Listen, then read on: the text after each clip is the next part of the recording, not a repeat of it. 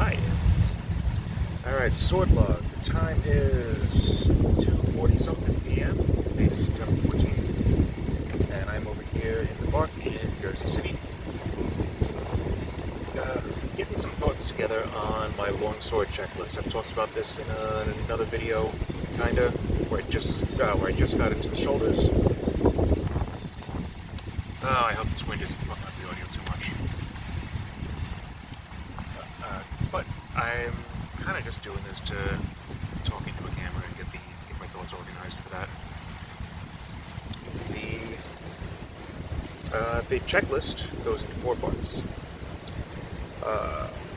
In no particular order, because I want to treat this as holistically as I can, and because any one adjustment affects the other 3. But I've come up with an acronym for this, and I call it SHMeW. SHMeW. S, shoulders. Are your shoulders down and back? This is the thing that I talked about. Talked about scapular engagement, keeping the scapula close to the ribcage rather than you don't want the shoulder kind of popping up, because this is not a good place to be. In fact, this is a position that you try and get somebody in when you want to throw them sometimes. H, hips. Are your hips open? Are your hips open, externally rotated, or are they internally rotated? Are they closed? This goes into several points. This has to do with where your feet are placed in relation to your hips. This goes into where your toes are pointing. Are your toes pointing to the inside a little bit, or are they pointing at the very least directly at your opponent? If not, perhaps ideally for a lot of people, slightly out. And third point, ME, meridian. The cue for this that I'm choosing to use is meridian. Are your hands, are you centered? Particularly important with the longsword is the space between your hands. Some people like their hands right up to each other. Some people like their hands a little further apart. That varies person to person. But that space between your hands, is that space in line with your center? And with that, and if not, why? And where do you need to go? Last point, W, wrists. Are your wrists straight? And am I accomplishing the goal of getting the edge of my sword or the tip of my sword where it needs to be, while also keeping my wrists in a neutral position?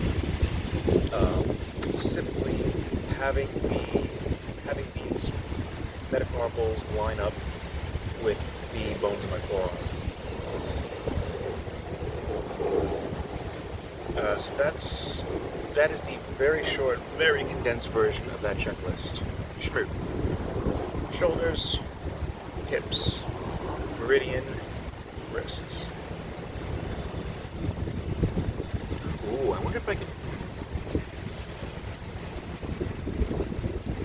No, I can't come up with a hand signal thing for this that's not stupid.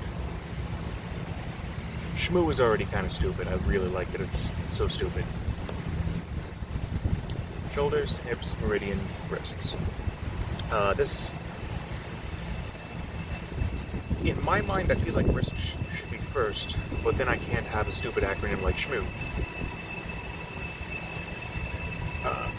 That said, I do kind of feel like I do kind of want to keep the order of these things a little bit loose. I don't think there's a specific order that you have to follow these things in, because I do believe that everybody has slightly different conceptions about their body, and how they think about the way their body works.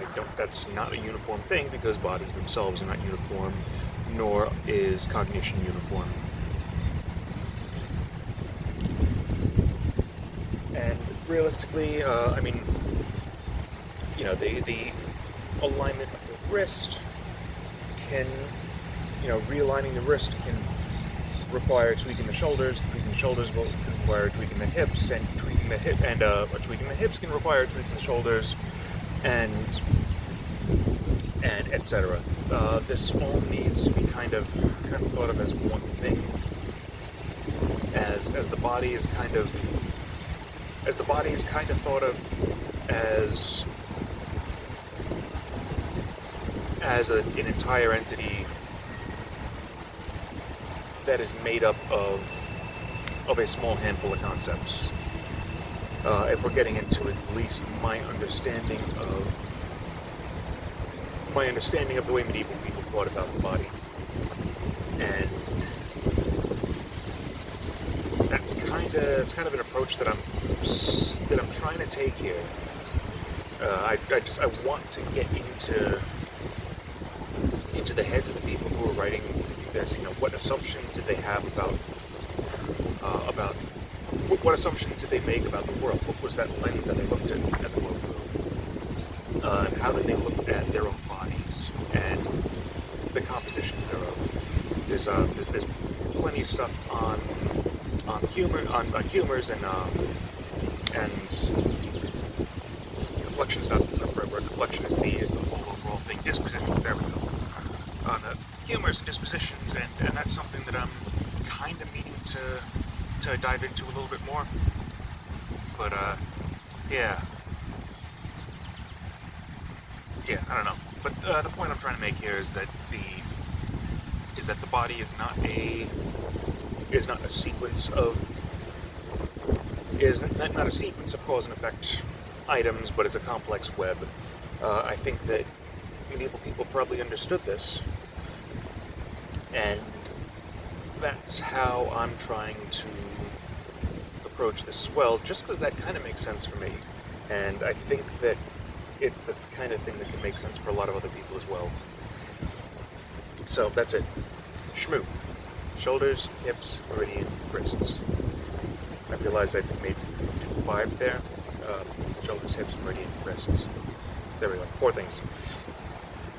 SHMeW. SHMeW, SHMeW, SHMeW. It's a fun word to say. Just keep asking yourself. SHMeW. Am I SHMeW? If I'm SHMeW, then I'm good. Anyway, that's enough rambling there. I'm going to start collecting video material for this. I'm probably going to end up doing it as a voiceover so that I'm not rambling over movements. But yeah, that is that. And this is also going to be making its way into a much larger project, which I am keeping, which is a really poorly kept secret on my end right now. If you know, you know. If you don't, you'll see. Anyway, Dan Halliday, Liberty Sword Club, over and out.